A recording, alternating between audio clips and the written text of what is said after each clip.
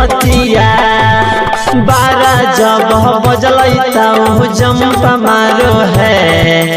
12 जब बजलैताऊ जंप मारो है ऑफिस में बोला कर जोतिया पंप मारो है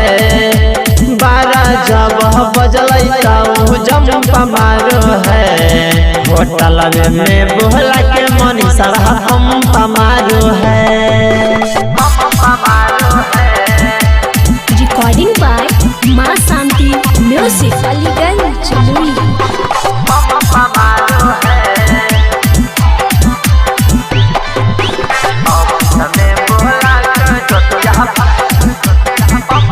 पूरा परिवार के पल में भूलैला कहलो कमरिया संगे छलऊ हो कैला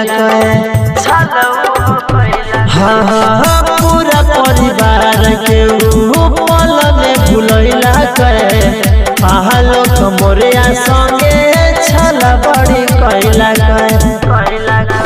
मनीष के बोला के जोतिया लंपा बारो है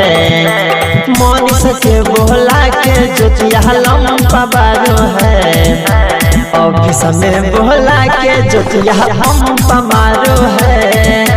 12 जब बजलैताऊ जंप मारो है आलोक मोरिया के बोला के उता पंपा मारो है रिकॉर्डिंग बाय मां शांति म्यूजिक अलीगंज जमुई।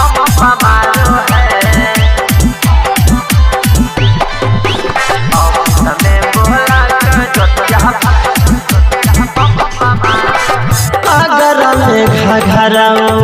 जाके फड़ा बहिला के बहड़ी दिला दहार लोग एसडीएम बनैला हाँ हाँ अगर में घघरा जाके फड़ा बहिला के बहड़ी दिला दहार लोग करा पढ़ैला देवो है गाड़ी जोतिया रानी रंग कमारो है देवो है गाड़ी जोतिया रानी रंग कमारो है ऑफिस में बोला के जोतिया पंपा मारो है 12 जब बजलैताऊ जंप मारो है मनीषा के बोला के जोतिया पंपा मारो है।